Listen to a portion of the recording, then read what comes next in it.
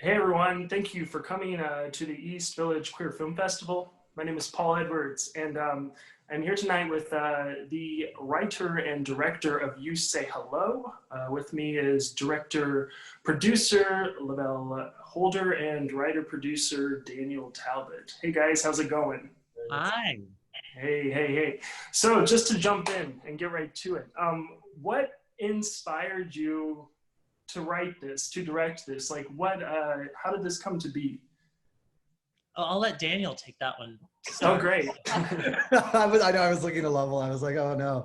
Um, Lovell is someone, he is one of my closest friends. He's someone that we've now done a bunch of projects together. This was our first film project together, right? Am I crazy? Yeah. And Wow. he was just someone I really wanted to work with. And I think I said, look, would you be interested in directing this? Or I sent it to him or I something. remember we were having lunch here in LA, and we were you brought up the script and you mentioned it to me, and I was, because I had been a fan of Daniel's before we became friends, because I had seen a production of his play Slipping right after I moved to LA, and it was either 2012 or 2013, and it was just so exquisitely done. The play just really stuck with me. And then I was working on another project, and the lead actor of it, who is actually the lead actor in You Say Hello, Chris Ballant, um, he happened to mention Daniel in passing. I was like, wait, Daniel Talbot, who wrote Slipping, Daniel Talbot. I loved his play. And Chris was like, oh, I've got to connect you guys. He would love to hear that. I was like, yeah, because I bought it, but the ending was different. He goes, oh, I'll get you the version with the ending you saw. Um, and then Daniel and I just kind of became friends from there. And so when he presented the opportunity to collaborate, it was a no-brainer. I instantly said yes. Yeah. Amazing. Yeah, well, just to be even like more specific and to back up, like what inspired you to write the story, Daniel? Um, Originally, so the script that I sent to Lovell was a little bit different because it was written Uh-huh. for two very specific actors, and also in New York because I was in New York working on plays. So it was set in the Hamptons because I knew I had a friend that had a house there and we could shoot. Okay. And we were just trying to think of locations we could shoot for free that would be arresting and interesting. I wrote it for this amazing actor who's part of Rising Phoenix Rap named Jelena Stupoljanin, who is from Serbia and who I've worked with a lot and is part of Rising Phoenix Rep. And then she moved back to Serbia to become like one of the lead actresses of the Serbian National Theater. And I moved to Los Angeles. Lovell was in LA, so I pulled out this script and was like, hey, what do you think about this? And Lovell had this great idea. He said, I think this is beautiful. What if it was about a gay kid? And we used what we have here in Los Angeles and we used locations in LA. And I thought, oh God, I love that because it just adds a whole other layer of, alienation and kind of what it's about and about, loneliness and depression and suicide. We wanted to set it in a very affluent thing so that people couldn't dismiss it as like, oh, he's just poor, or he's just this, or he's just that. So we wanted to be like a white kid who was rich, a bit, just so that you really had to kind of look at the mental illness aspect of it. And you go like, look, this kid has everything. He's a handsome kid. He's a good, and he literally cannot even say hello to anybody. He cannot come out of himself. So we were looking at mental illness in that way. And that was Lovell's idea. So I rewrote the script and then, it's the first, we always say to many more, because we're working on all these projects together now, including trying to turn this into a television show. So, which has been really, that's what we're working on right now. So yeah, Yeah. it's really fun. Cool.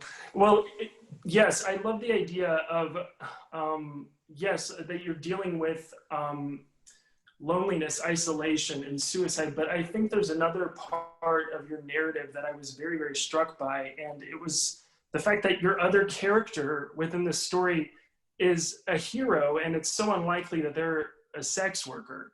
Was that originally I guess, like original drafts of the script, or has that always been a part of it? Can you speak to that? No, it was absolutely that Yelena played a sex worker for a young heterosexual man that wanted to try to experience being able to date a woman or like say hello to a woman or like reach out to a woman before he commits suicide on his birthday. So that's what it was originally. and but I love that, yeah, that the that it's a sex worker, like I think it, and also that it's primarily a heterosexual man who does this, Mhm. which I think is important, because I really believe in the Kinsey scale. I believe most people fall in the middle of it, and and all. Absolutely. Yeah. And so we wanted to kind of not let you kind of write it off in any way. So I really wanted him to have a girlfriend and also have sex with men, and also, that there's all these different things to look at it, hopefully kind of a traditional story structure in a way, in a non-traditional way. But I think, well, also to, because I agree that he is very much a hero for Chris's character, but it's also, this is something Daniel and I talked a lot about, that he's just the hero for this one day. Like, Yeah. he's not necessarily going to become this person who's always there for him, who's always this. That it was a very special night, because at the end of the day, someone has to choose to be happy. Someone has to choose to address their issues and live in the world.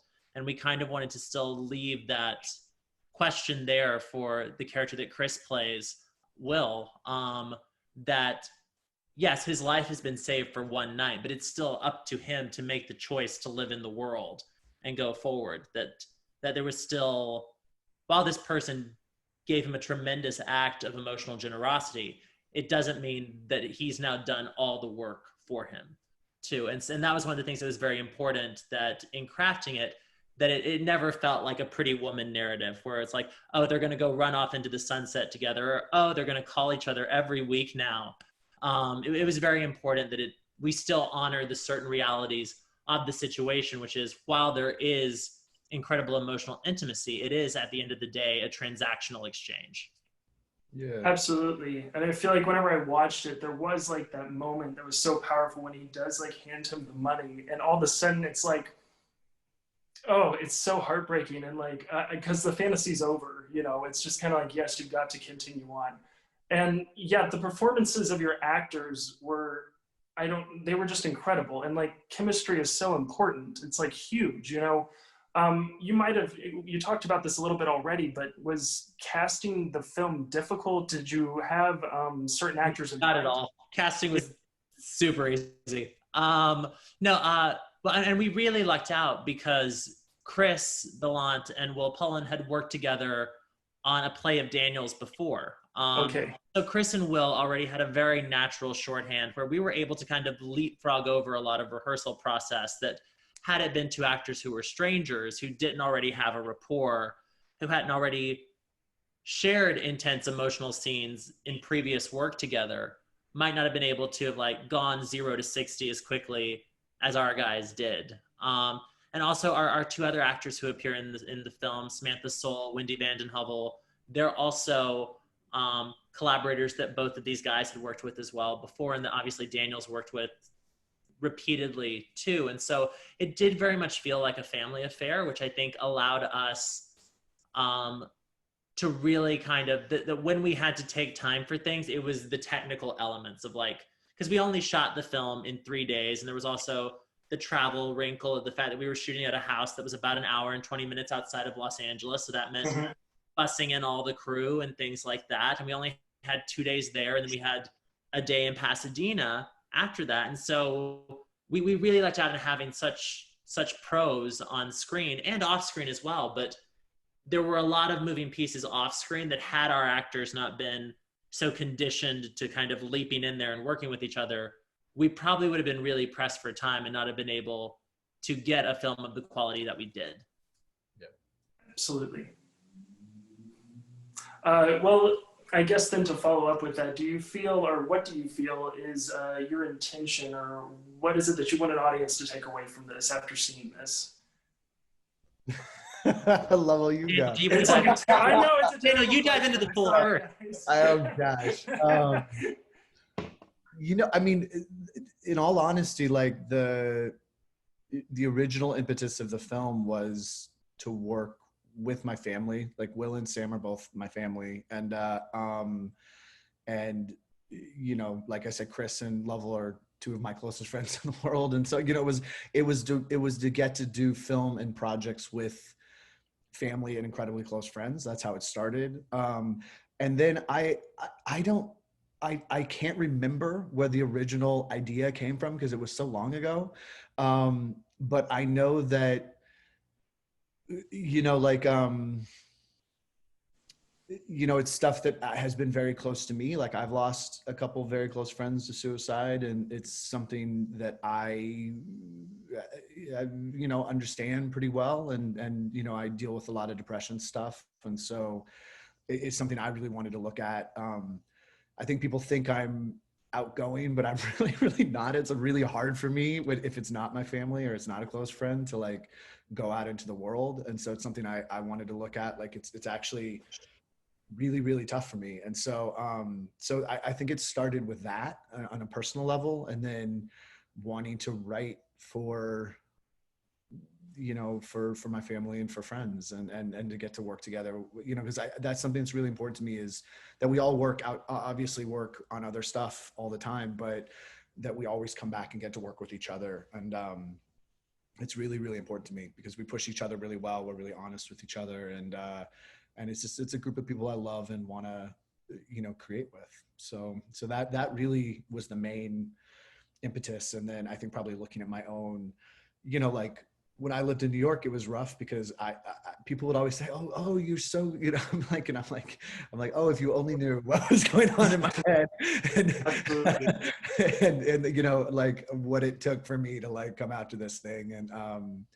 And so it was something I wanted to look at. And then, and the sex worker thing was actually, it was a conversation I overheard at the Russian baths, actually, because I would go to the Russian baths like 2-3 times a week in the East Village. That was my respite. Like I would go there for like an hour and just zone out, and no one could reach me there, and I could just like be by myself. And I love that place. And I overheard this conversation about this young man who hadn't come out to his family yet. He was talking to a friend who was a girl. I think they were NYU students. And I just listened to them talk in the sauna about, and that he had slept with this, prostitute because he just so badly needed to see what it was like to be a man. And he kept talking about courage, that it had given him courage to approach this guy that he liked, who turned him down in this conversation, but still like it gave him courage. And so I thought in our project, the birthday gift that Will really gives is hopefully courage to this kid, to go out and start to live, and I think it's something beautiful that we can give each other. I always think about, small acts that people have done for me throughout my life, and especially through my life in the theater. I don't even think many of them would know what it is, but just small acts that allowed me to be courageous and kind of continue on. And I think that that's such an important thing and such a beautifully human thing that we can do for each other. So I wanted to look at that too.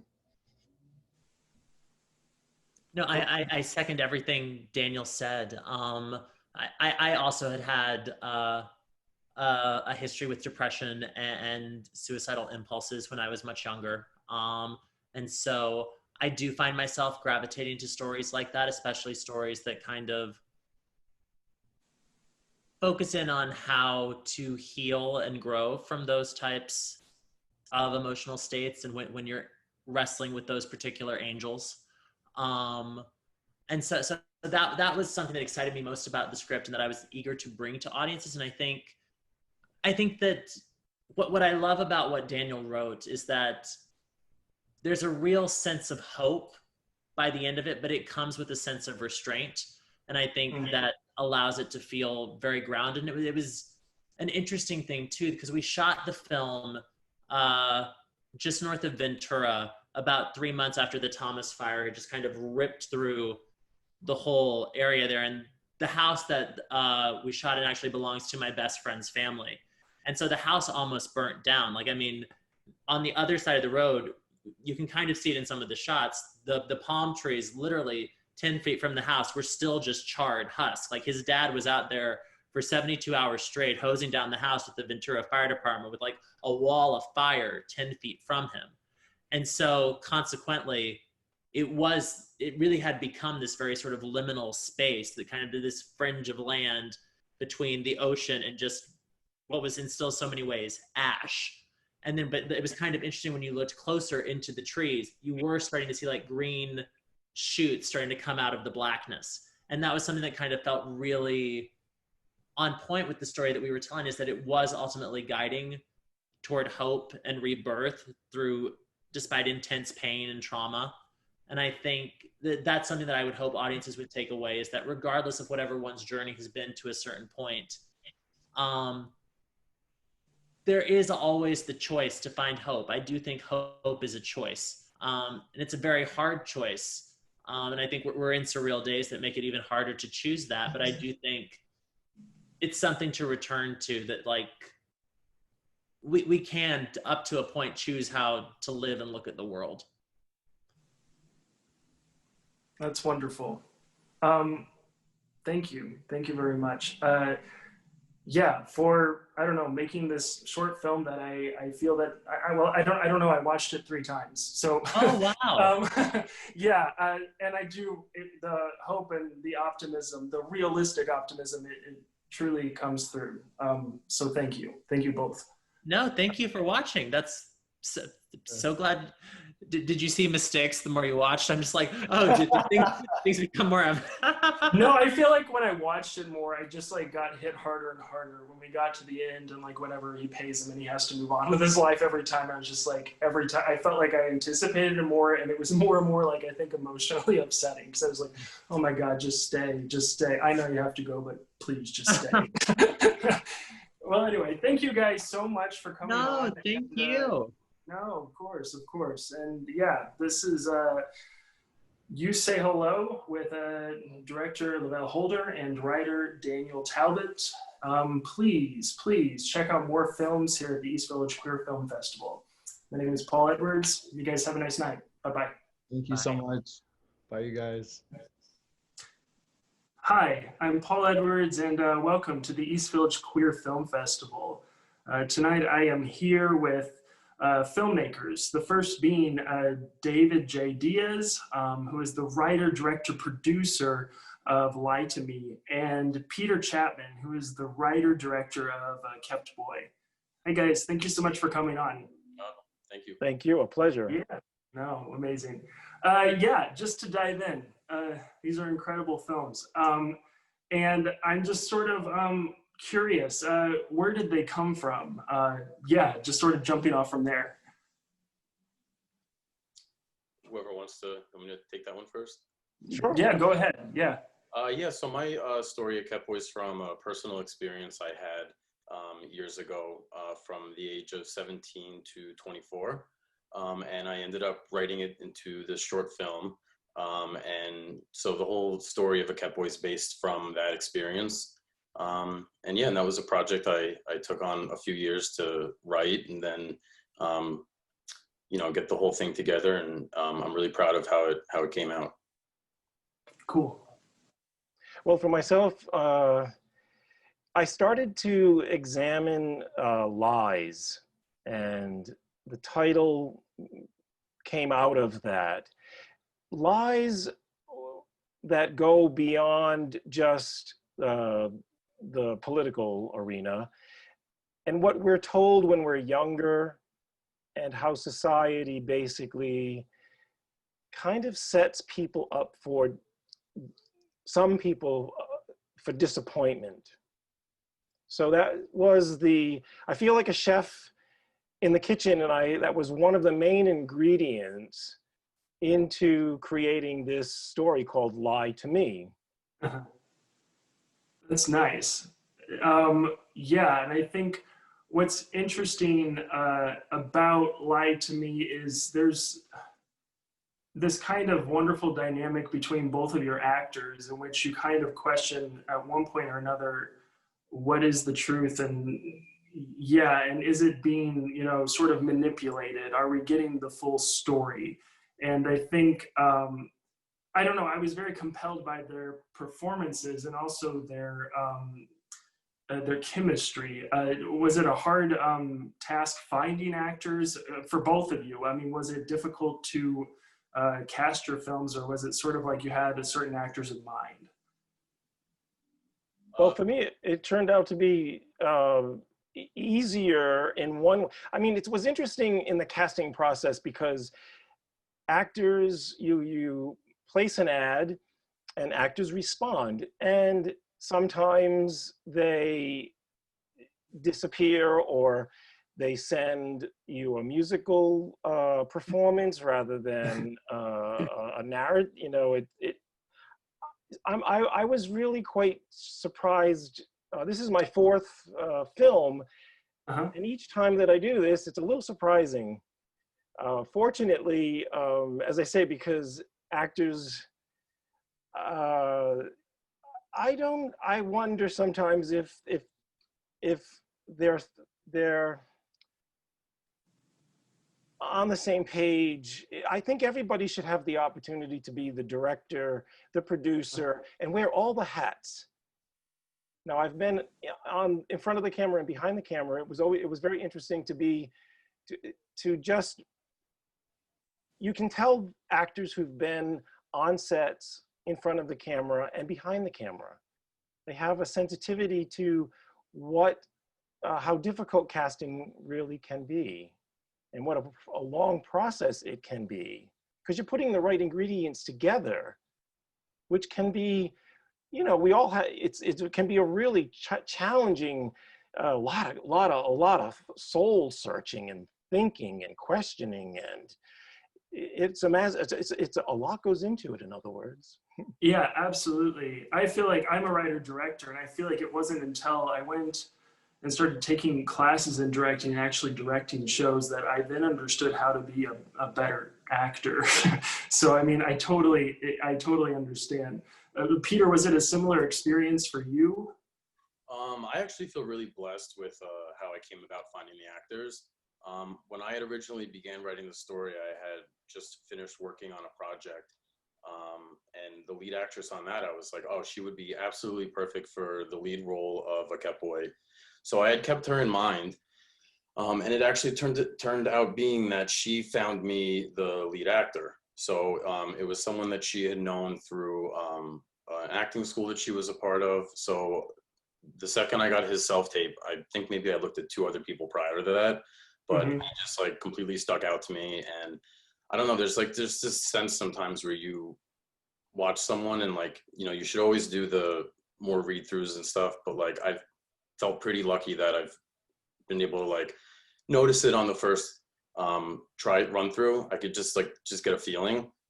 So from there, after just being that the subject matter of the film's pretty intense, and I had my first conversations with them, and it was really important to me when we spoke the first time, just that they understood of, like, you know, what really it was going to entail, and you know, how I just wanted to make sure that the content wasn't difficult for them to do or whatnot.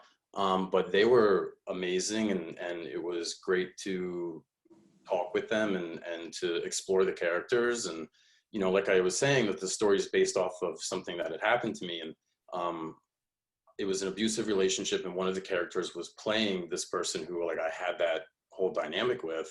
So that on its own, me and Booker had plenty of conversations on the side of just, like, you know, really exploring it. And by the end of it, it just ended up being like a very therapeutic thing. And it was just a really interesting process. And, you know, the whole thing of all the emotions that went through, and it just came together really well, and they played the characters like amazingly. I was very happy with the outcome, and they definitely made the film.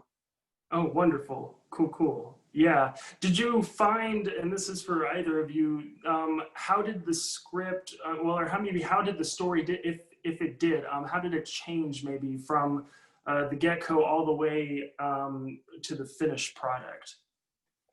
Yeah.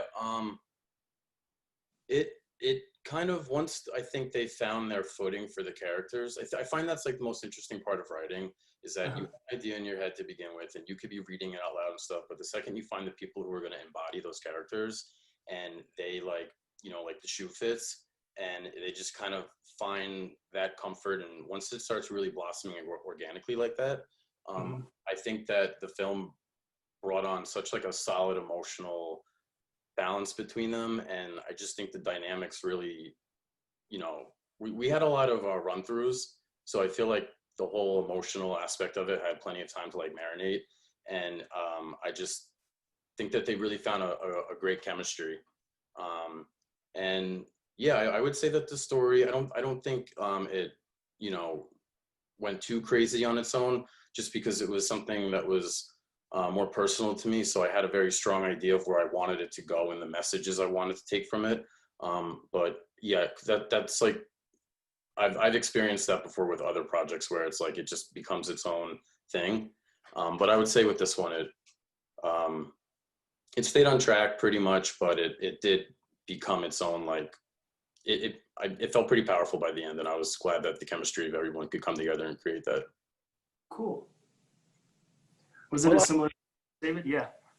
On this end, it was to develop the development process. I find it's always very good to sort of let it simmer. Mm-hmm. The initial idea and how it grows and develops from there is always a fascinating and kind of sometimes a frustrating process. It's always like, I feel like I'm a miner, and I'm always digging for gold.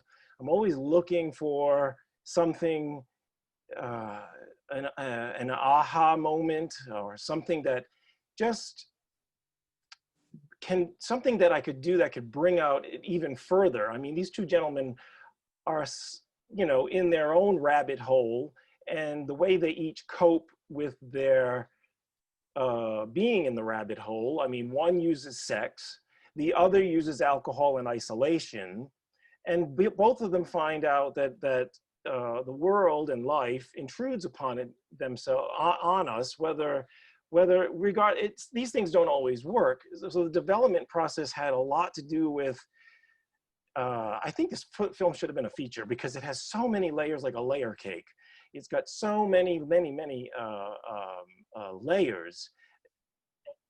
To touch upon all of them, I found in the development process was something that took a little time. Absolutely. Yeah. Well, and it comes through actually in both of your films. I mean, it is like, it amazes me that, yeah, we're looking at like a short film format, but there is like so much, I don't know, nuance and complexity that exists within it. And I guess my final question then is, within all that complexity, what is it that you would hope an audience would take away from what you created? You go first. All right. Yeah, of course. Yeah, of course. Yeah, I mean, for really what I would love for people just to take from it is that I feel like there just needs to be a broad and empathetic understanding to like the queer experience, especially growing up queer, and just how complicated that really is, and how easily simple words from other people can influence you into really just taking a completely opposite track in where you feel comfortable with yourself and where you want to be. So for me, like, you know, I think that the story in A Kept Boy is pretty unique and complicated and complex. And I think there's parts of it that whether you're queer or you're not, you can still pull from and get an experience emotionally. And I think really that's where more empathy can be made, is just getting an understanding of what someone else goes through in life. And it could be extremely dramatic and traumatic for someone, and it could be maybe not so much, but there's just common threads between all of it. And it's really just about, you know, being more open-minded, caring, and at the end of the day, honestly, kind to each other. Nice. And I totally agree. In terms of Lie to Me, the two characters being who they are, I was stressing or striving for, you know, to communicate something that, although they're adults in a sense, we're all on an inner level still children. We're still children, and we still, to believe something, to have, particularly in this hyper political arena that we're in now, I was trying to get at something that to communicate that people, by and large, deserve something better, something more: respect, honor, dignity. And that comes from the top and trickles all the way down, because the impact on society and the impact on characters, all of us, there's no telling how it affects us. Clearly, from the way things are at the moment, we see how it does affect us. So the world at large, I just wish it would get its act together and get things, pardon the expression, straight, because we all deserve it. All of us, each and every single one of us. I don't care where you're from, your sexuality, your color, if you're polka dotted, if you're black or white or Muslim or anything at all, it doesn't matter. Woman, man, it's very interesting the way society does lie. It says a lot of things, it tells us a lot of things, it tells us what's important, and yet we see them through their behavior and the choices that they make, how in a way people on the outside suffer. And I was trying to touch on some of that suffering and also give people a sense of hope. Nice. I appreciate in all three films in this segment that there is a sense of optimism, which I think is so important, especially within the queer community. Well, guys, thank you so much for coming on. I so appreciate it. My name is Paul Edwards, and I'm here with David J. Diaz and Peter Chapman. And stick around for more of the East Village Queer Film Festival. Thank you, Paul. Thank you, Peter. Yeah, of course. Yeah. Ciao, ciao.